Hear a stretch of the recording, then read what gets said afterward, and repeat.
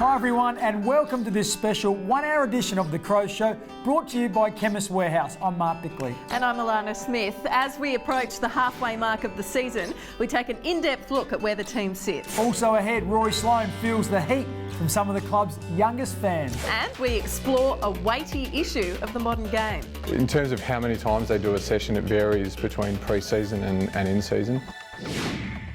But first, as the season kicked off, everyone knew the Crows faced a tough early draw. So how does senior coach Don Pyke measure his team's performance so far?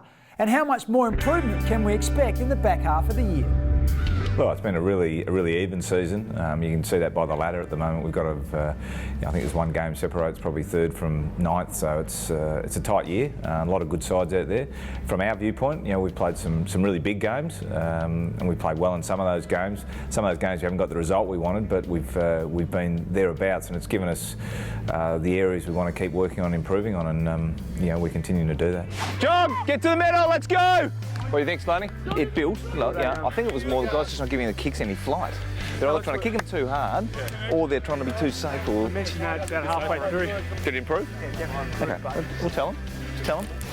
Because it's going to happen, mate. This happens in a game. That's what happens. Relationships across all your player group are vital, and it's one area which not only myself but all our coaches were really encouraged to build those relationships, to understand what's happening in players' lives. I mean, we see what they produce on a weekend, and often that's really heavily influenced by some other things they may be having to deal with, or their headspace around their performance. So their ability doesn't change from week to week, but it's the environment and the relationship you have with them that you can actually work with them closely to guide them through those challenges which we all face in just normal life.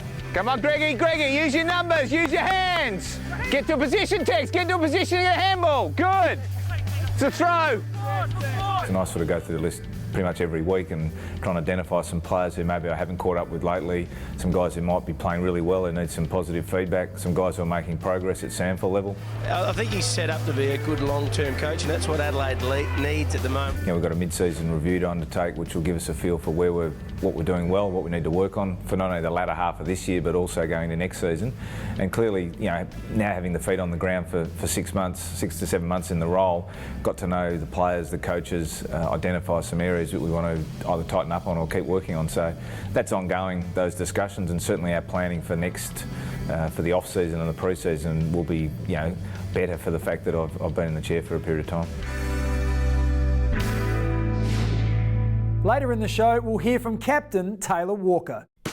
Rory Sloan is certainly one of the Crows' most popular players, especially among young supporters. What better way to test that relationship than letting the youngsters ask some hard-hitting questions, and nothing was off limits. Hi Rory, my name's Charlie. How do you be an AFL player? Hey Charlie, thanks for your question, mate. To be an AFL player, you have to train really hard, you have to enjoy your footy, and most importantly, you got to kick your goals. Hi Rory, my name's Kai. And how do you get your hair looking so good like that? Kai, how are you? Thanks for noticing my hair, mate. Hey, I get it looking really good. This is my secret. You got to follow this. 1, you got to grow it long. 2, you got to jump in the ocean a lot. And 3, once you've jumped in the ocean, you got to make sure you're in the sun, because the sun bleaches your hair. Hi Rory, my name is Ethan, and what's your favourite food? I love Mexican food, or seafood. Definitely seafood, actually. Hey Rory, my name's Alex. If you didn't play football, what sport would you play?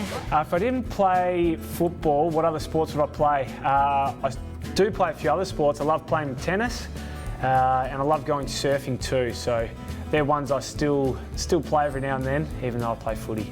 Hi Rory, my name's Chloe. Who's your favourite player from another team? Hey Chloe, thanks for your question. My favourite player from another team would probably be Mitch Duncan from Geelong. What's the naughtiest thing you ever did when you were a kid?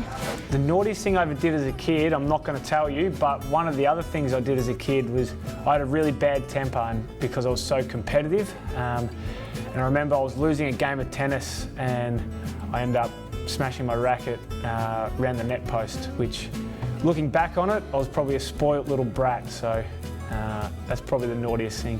Who is best kicking goals, you or Eddie Betts? Who's better at kicking goals, me or Eddie Betts? I'd say me, but I reckon the whole world would say Eddie Betts. Coming up after the break, the trials of an injured player. And we revisit the Crows' one and only draw. It was a very disappointed locker room and a disappointed coach.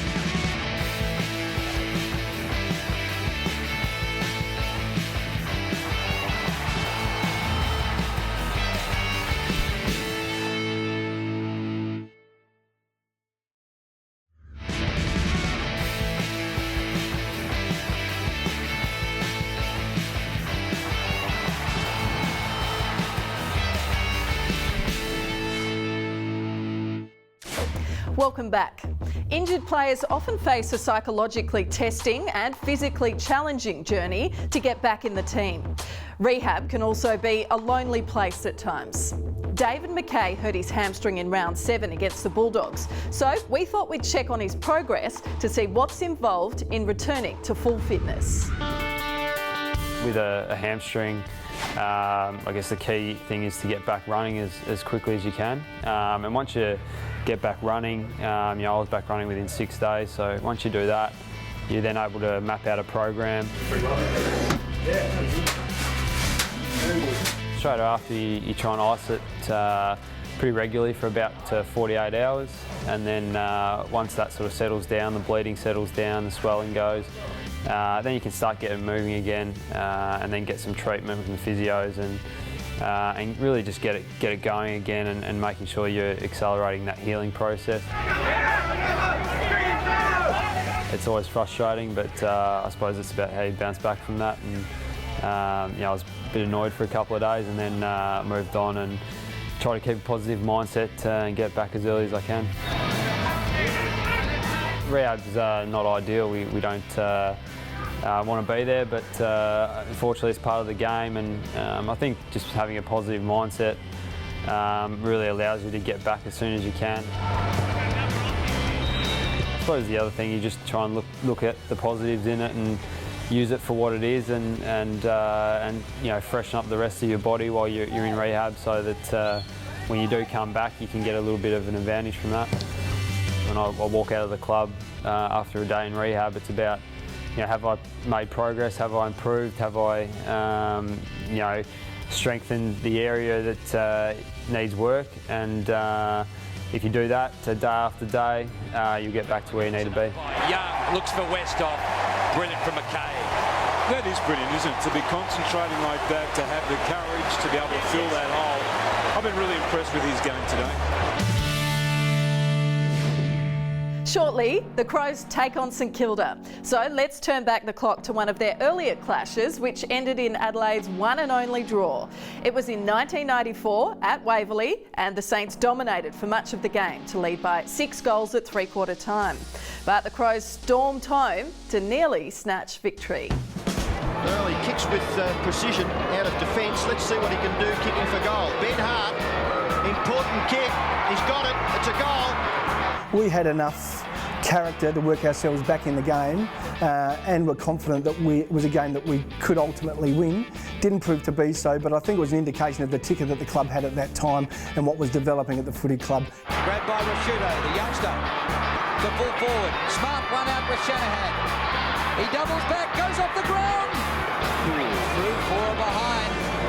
McDermott gets the ball out to Schwerp, who gets on the left boot, kicks for goal, but hooks it from point, and the margin's a point. I think we thought we were going to win. Absolutely, extreme confidence on the ground, and once you get on a roll like that, you think you're almost invincible, and you've earned the right to win and forget everything that's happened prior to that. So, yes, there was that confidence, but in the end, we probably got what we deserved. Right on the line, Pittman got his foot to it. Smart has at least got it over the line for a rush behind. So scores a level with 2 minutes left in this game.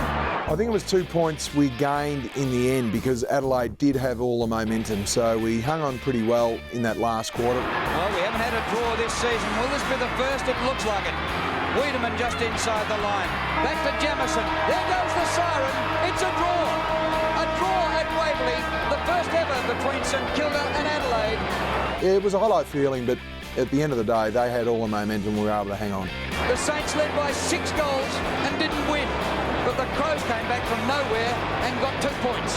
And it was more like 2 points we lost, not 2 points we won. It was a very disappointed locker room and a disappointed coach at the end of the game.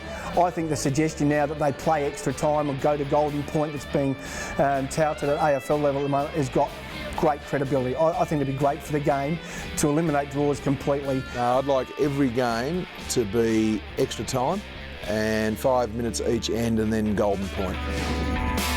As it turned out, not a memorable year for either team. The Crows finished 11th and the Saints 2 places further back. The Crows are proud to support the wonderful work of the Childhood Cancer Association, which each year deals with about 60 children newly diagnosed with cancer. Interstate or country families who have to remain in Adelaide while their child receives treatment often stay at the Michael Rice units at Prospect. This year, the Crows Children's Foundation is covering the $22,000 cost of operating 2 of the units. A few players recently dropped in on one of the visiting families to brighten up their day. So we're here today at the Michael Rice units here at Prospect, which is, we've got 4 units here and 2 of those the Crows Foundation is supporting. I think it's just important for players to give back to the community, and you come to a place like this and realise how lucky you are. You know, we've got the kids behind us having a kick with, you know, some Adelaide players, and seeing the smiles on their faces it's a real joy and a real thrill to be a part of. Oh, you throw it in there. I can't get in there. You got to go get that, not me. We've met a little girl today called Amber, and her dad's name's Daniel, and she hasn't stopped following me around, so it must be the name. But yeah, seeing the kids smile and seeing them happy is something that you really take pride of. Oh, it's going away. My daughter got diagnosed with cancer and ended up moving to Adelaide due to a treatment need. Met the Childhood Cancer Association through the hospital and come across these great apartments, some Michael Rice apartments. And it's really helped out these units to stay in, and really great for families in need of nowhere to stay. It's close to $22,000, so there's hard costs to support families and their children. There's hospital visits through the players too, so they turn up from time to time, and there's tickets to matches as well. These are tickets for the game against Geelong next Friday night. So the support from the Crows Foundation, not only through financial but other, is enormous. Bye-bye, bye-bye. Our best wishes to all those very brave children undergoing treatment. Now, we all know how good the players are when they're wearing footy boots, but what are they like in work boots? And how handy are they around the house? For example, what's the best thing they've ever made? I made a bread box in Year 11 Woodtech, so I'm still going around back home. I think I made myself a little wooden truck in Year 7. That was my last year of woodwork though. I actually made a remote controlled boat that travels in water when I was back in primary school, so it's probably mine. A desk from IKEA.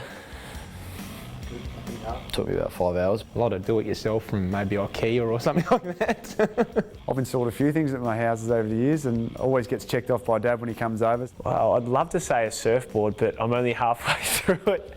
I've been shaping a surfboard for the last few years, and I still haven't found the time or put the time aside a way to do it. So come back to me next year and I'll have it done. I don't know. I really have not made many things in my life. Probably a frozen pizza. And when it comes to skills away from football, Brodie Smith reckons he makes a fair fist of interviewing. We'll find out after the break when he catches up with Charlie Cameron. And how much work goes into getting the best body.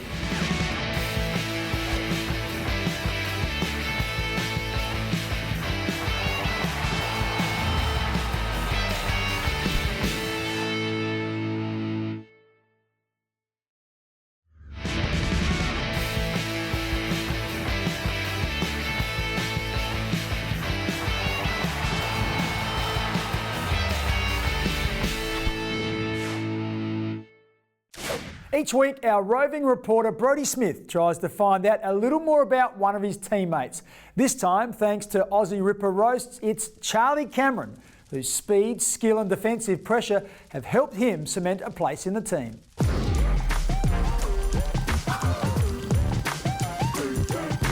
Charles Cameron, welcome to the roast. Thanks for having me, mate. You nervous? Nah, I just can't take you seriously. You're one of the loudest blokes at the club, and as soon as the camera's around, you go to water. Nah, I'm not. I'm always quiet, mate. What are you talking about? Back in the side this year and playing some good footy. Are you enjoying yourself up the ground a little bit more this year? Nah, I'm enjoying it. Playing on the wing a lot, so it's pretty good up there. Getting a bit of footy, so can't complain. Your tackling pressure's been a big part of your game this year. Is that something you've looked to improve on? Always pride myself on tackling, so always improving there. And going forward for the rest of the year, what's your goals for the rest of this season? Just playing consistent footy and staying inside. And kick some snags. Kick some snags.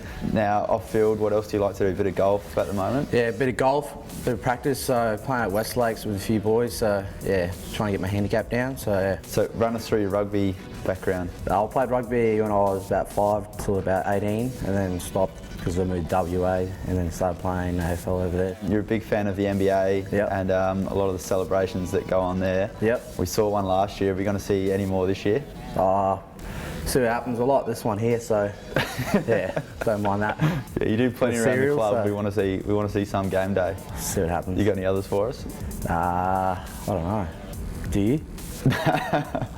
I've got a few tucked away, but yeah. I'll get a kick first. Now, speaking of the NBA, you've got some fish. What did you name your fish? At the start I had 4 fish, and I had Julio Jones from the NFL, Odell Beckham, and Paul George, but he passed away. And now, that's it, I think. I don't know what the other one is. Oh, very good, right. Charlie Cameron, thanks for joining us. Thanks for having me, mate. Appreciate it. No worries. Stay tuned, everyone, because later in the show, we'll turn the tables on Smithers. Players spend countless hours in the gym making sure they have the strength to not only have a physical impact on a game, but to take the punishment as well. This week in Under the Coach's Roof, brought to you by Revolution Roofing, we examine how the players get the most out of their bodies. Strength and conditioning is very important in the modern game. The contested football element of it and running faster, jumping higher, that's probably well understood. Other aspects like injury prevention is also a very important aspect. So hamstring injuries are the most common football injury, and strength training plays a big role in avoiding that. A probably less well understood benefit of strength training would be running economy. So essentially you use less energy for the same running speed, and that's another benefit for strength training for our guys. In terms of how many times they do a session, it varies between pre-season and in-season. Pre-season, generally 3 to 4 sessions a week, usually on the main training days, so Monday, Wednesday, Friday, with a bit of extra upper body on a Tuesday or a Thursday. In season, the number of times they do strength training really drops back, and it's generally 2. 1 lower body session, 1 upper body session. Josh Jenkins is naturally pretty gifted in terms of strength. He's very good in that area. Some of the probably smaller guys from a power to weight ratio point of view, I think Luke Brown's very good, and Rory Sloan is technically very good in the gym. He fancies himself as a bit of an Olympic weightlifter. Stay with us. Still to come in this special 1-hour show, the skipper's slant on the season so far. It's been really positive with the way we've been able to play. I think our game's in great shape. And have you seen what's happening at West Lakes lately?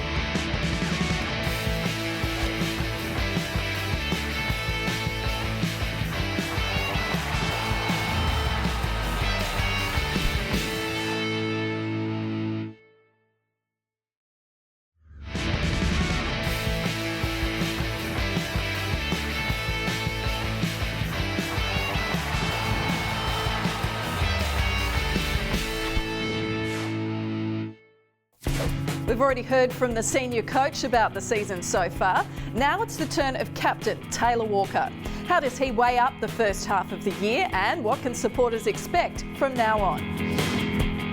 The first half of the year for us as a footy club's been pretty positive. We're 6-4, and you look at the four losses that we've had against some real quality teams in Hawthorn, Western Bulldogs, North Melbourne and Geelong. I think they're all games that we probably could have won and should have won. But reality is that we didn't. So for me, I'm a glass half full. You look at those games and understand there's some great learning out of those. But we've done a lot of work with Pyke coming over on our game style. We're 10 games in, we've played 3 NAB Cup games, and it's been really positive with the way we've been able to play.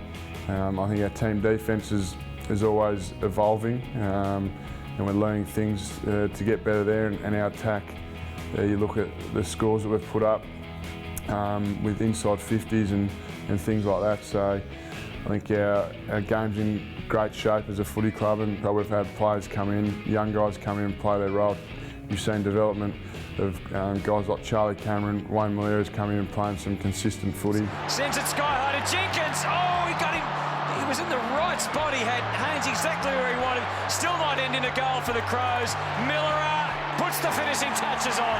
They did that the hard way, but they get the points. They are going spare at each other. I think Josh Jenkins is starting to play well. He's playing some really consistent footy up forward. Jacobs back to a 2-on-1. Eddie could be the winning two. Not Eddie, it's Jenkins, and he's kicked two. Tom Lynch is having an outstanding year. Rory Sloan's playing some really consistent footy through the midfield, and our backs are playing well down there together. Back to Green, tried to sneak inside Talia. We'll regret that now. You just have to take your hat off to the Adelaide Crows players, all 22 of them tonight. When it's been their turn to go, when they've had to put desperation and pressure into the contest, they have done it. I think it's a sign of a good footy team, having more than one forward that can kick goals. Makes it hard to match up on for opposition teams and defenders. So if we can do that and keep playing consistent footy, then we'll give it a shake in the second half of the season. Jenkins, share the love. Walker will kick it off his left. Well done, Jenkins, and well capped off by the skip. Look, we've got 2 more games going into the break. Be nice to win those 2, go 8-4, and have a little mini break, mental and physical, for the whole group, and then come back ready to fire and play some really strong, aggressive footy in the second half of the year.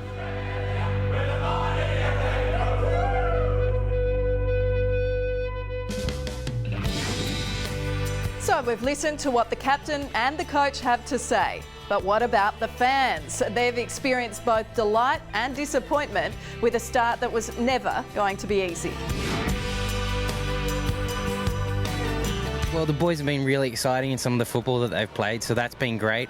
Being a bit sloppy in their kicking out of the back half a bit in the last few weeks, so hopefully they can tighten that up, and looking forward to the second half of the season, definitely. Been excellent so far. The games that we've lost, we lost rather than being beaten by the opposition, but other than that, we're going great. Yeah, well, I think we've done pretty good so far for obviously a new coach in Pyke, and under a bit of a new structure, and I think the guys have gelled pretty well. Oh, been good, really good, great. They've been surprised us. We think they've done very, very well. We love our Crows, and we come every time they play here. Oh, it's been fantastic.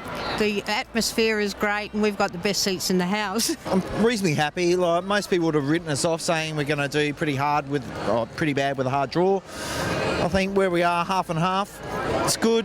Some of our main boys have been a little bit down on form, but overall, I still think the Crows can go all the way. Siren about to sound.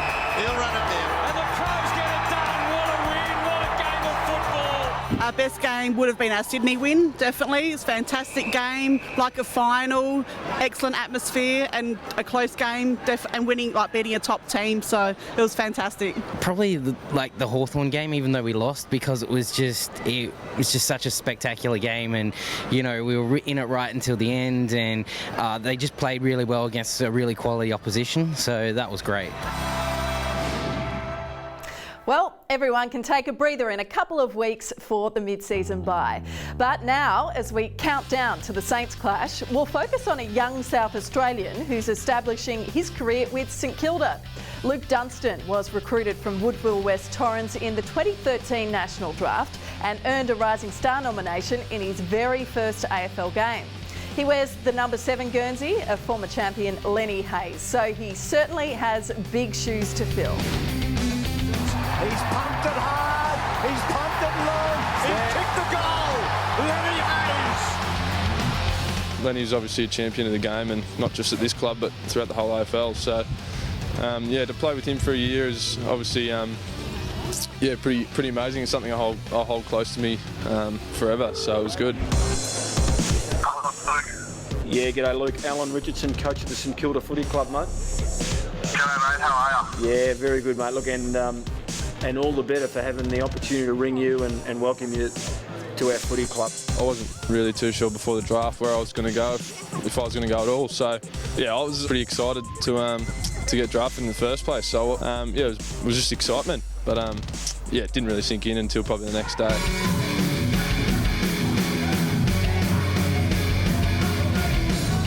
I've been lucky enough to sort of break into the side in my first season, and then it was sort of more exciting to get the win in my first game. I wasn't too worried about the recognition of anything, but I went in on Monday to the coach's office and thought I was in trouble. So no, it was good, but not something that I really expected or wanted. So yeah, been able to keep improving since then. So yeah, hopefully we can start to win a few more games in the next month, and yeah, I've been loving it. Luke Dunston, South Australian, back home. Would have liked better. Was skinny all the way. Yeah, it was good to come home. Obviously, all my family and stuff's back there, so I was able to catch up with them and spend a bit of time with them. So I don't obviously see them very often, but yeah, the atmosphere is pretty electric. I've played Port there twice as well, so they usually pack it out, the Adelaide fans, and they're obviously pretty biased towards whichever team they support. So it's always pretty heated.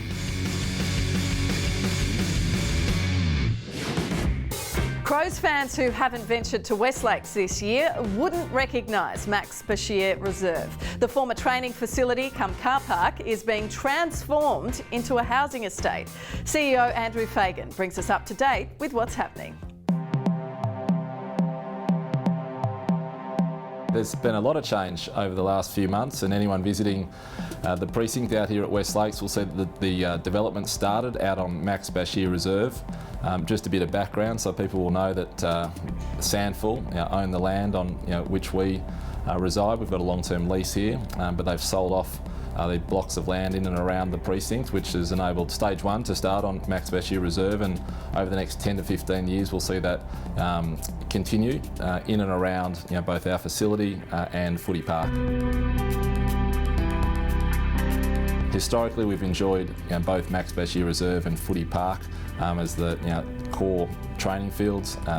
We still have access to some limited space on Max Bashir Reserve, but most of our training now takes place out on footy park, and the upside's been that since the operations around Sandful have been limited, we pretty much have that exclusively to ourselves, which has been a real bonus. It's important to recognise that this is a 10 to 15 year development that's going to take place on this precinct. So it starts on Max Bashir, that's where stages I think 1 to 3 are taking place, and over the next decade or so it will move in and around our training headquarters. You'll see the grandstands begin to come down around footy park, and then there'll be development, retail and commercial and residential development that will take place on the other side of football park as well. So there'll be a lot of change. Importantly for us, our facilities here at West Lakes are still first class and will remain that way. We've invested heavily in them. They are amongst the leading ones in the AFL, and importantly we've got just about exclusive access to football park. So it's a wonderful surface, the guys enjoy training on it, and obviously right next door to our facilities it's ideal for us. We've got 33 years left on a lease here. We've invested heavily into our facilities. They're world class, and although there's some development that's taking place in and around us, it won't impact on us at all. Don't go away. Shortly, Smithers gets a taste of his own medicine. And just how romantic are some of these Crows boys?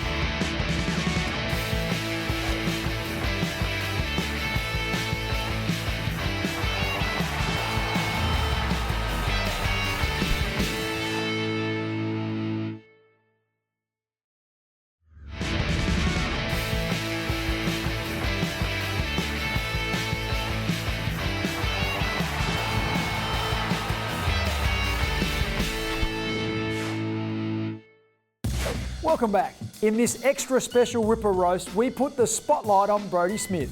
One of those who's been on the receiving end of Brodie's probing questions is Rory Laird, so we thought we'd give him the chance of returning fire.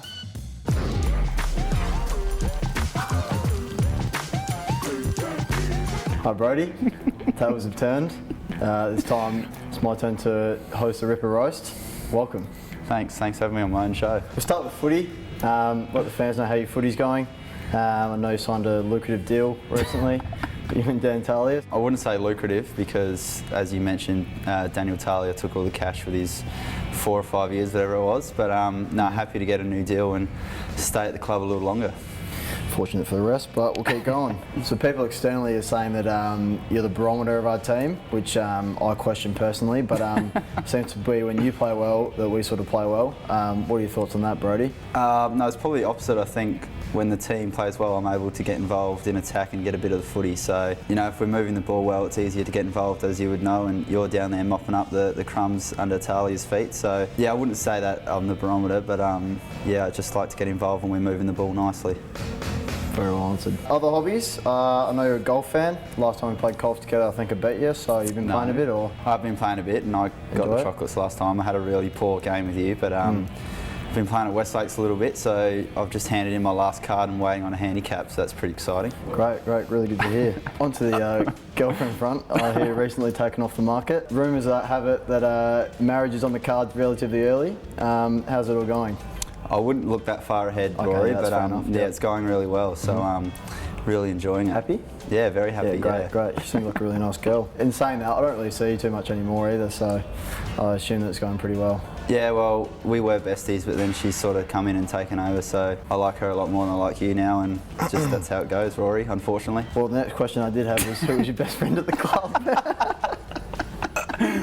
In my honest opinion, I know who it is. Yeah, it's still you. You're still holding on. Right. Paul's come in. He's put in a bit of a challenge, Paul. Really enjoys spending time with Paul. Yeah, a lot of people say you look the same. And yeah, so we get along really well. Yeah, but great. yeah, you're probably just holding on at number one. Thank God. And we went overseas together. How was it? Did you enjoy my company? You had a pretty good time? No, we did spend a lot of time together. We were sleeping in a very small room in New York, a bit like yourself, just a short, wide little room. No, that's all I had for you, mate, so thank you for coming on, and you know, really look forward to your next episode. That's gutless, but thanks for having me. Now, through the season, we've learned a little more about some of the players by meeting their pets.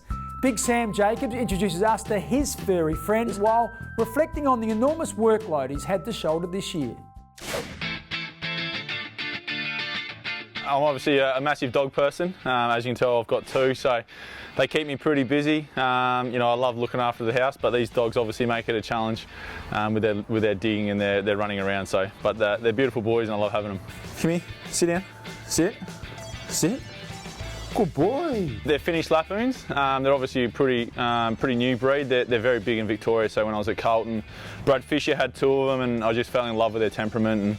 And yeah, so now I've got 2 for myself, and no, we're very happy. The oldest one, Alfie, he's 3, so or he'll be 3 in July. And Billy, the youngest one, he's about 1. Oh, he never does that. Good boy. I think the dogs are a pretty good reflection of their owners. You know, these guys are pretty similar to me. They love running around and going for walks, but they also love their downtime. So Alfie, obviously, he likes to sleep, and I think he's got that from Izzy. She likes one too, and Billy's always up and about, so he's only 1, he's pretty boisterous still. Jacobs, the standing start. The big man threads it and gets it back to a 2-point game. You know, I'm still playing around that 85-90% game time. You know, obviously, you know, at times I'd like to go forward and spend a bit more time up there, but obviously with Joshy Jenkins having a really great year, it's nice to see him up there and playing well. So I'm happy to play my role. You know, if that means more time in the ruck, then so be it. I love the responsibility. Obviously, you know, it gets harder as you get older, I guess. It is an enjoyable role, and you know, as a midfielder, you know, hopefully we can have another good year. I think nowadays, you know, it's so important playing the ball in your forward half. So the more, you know, it puts a lot more emphasis on clearances. So as a midfield group, we place big importance on being able to play the ball in our half, and you know, I don't think that'll change going forward in the near future. Goldstein runs onto it. He's been kicking goals lately. I think at the moment, I think Todd Goldstein, you know, he's the most rounded player. Nick Nat-Nui's obviously, you know, an athletic freak, and you know, he's obviously improving. He's getting a lot more ball around the ground now, so he's a lot more dangerous. And the other one's Shane Mumfords with his presence. And then, you know, the next emerging ruckman, I guess, is Max Gawn, who we've seen this year. He's really taken the competition by storm. So, you know, he's an exciting player, and hopefully, you know, have a good battle against him later on in the year. It goes without question that the players love their footy, but are they romantic when it comes to matters of the heart? So we posed the question, which players are the least romantic at the club? Rory Atkins. Can't explain why. I'd probably say Luke Laird, and he doesn't spend too much time away from his dogs. Yeah, I don't think he's got much spare time. Oh, I'm going to say Josh Jenkins.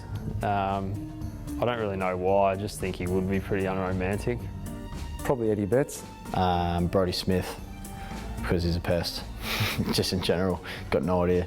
Tex or Talia, probably. I think Dan Talia would probably have to be up there. Brad Crouch. I've never seen him on a date, I think. Oh, no, hang on. Maybe Brad Crouch. Brad Crouch has just popped into the mind. I don't think he's got any idea what he's doing. Next, we'll look out for our Crows face in the crowd. And if you think we're all polished, well-spoken performers, think again.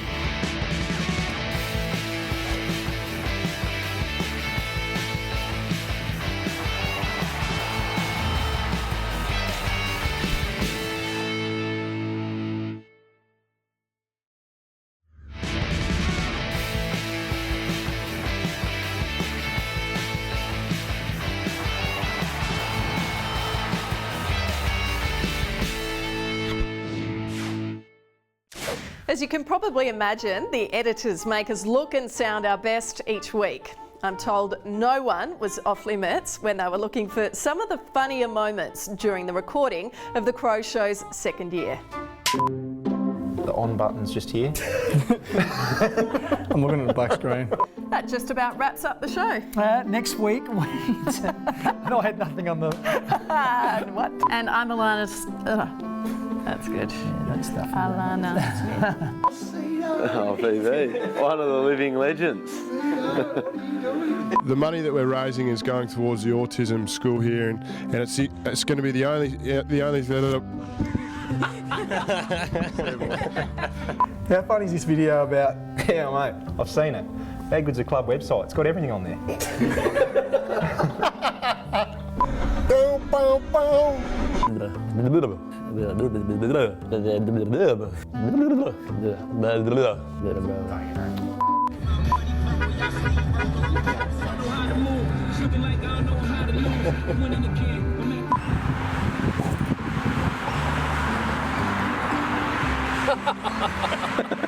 Well, that just... How do we do this? Because it's so quick, I haven't got time for you to start talking, me to look and then look back. I'm sick of it, mate. I've had enough. I'm going. Oh boy, and that's only half of it. Well, time to take a holiday, Rory Atkins style. The reliable midfielder shares with us memories of his favourite holiday destination, thanks to our friends at Flight Centre.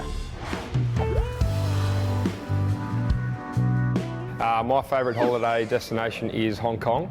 My sister lives over there, and I've been over there the past 3 off seasons. Her living over there, I don't get to see her that often, so I'll spend about 1 to 2 weeks over there, hang out with her, her husband, so my brother-in-law, and my nephew. The culture over there is very different. I mean, because it's a province of China, you've got your, well, more touristy stuff to do, like there's a big Buddha over there, go see all that kind of stuff and go see a few shrines and stuff.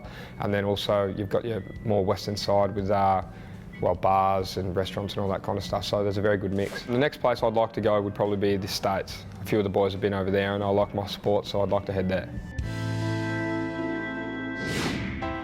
Now to find our face in the crowd. If this happens to be you, make sure you contact the club via email before 5 p.m. next Wednesday. Be ready with some photo ID and you'll receive a merchandise pack courtesy of Chemist Warehouse.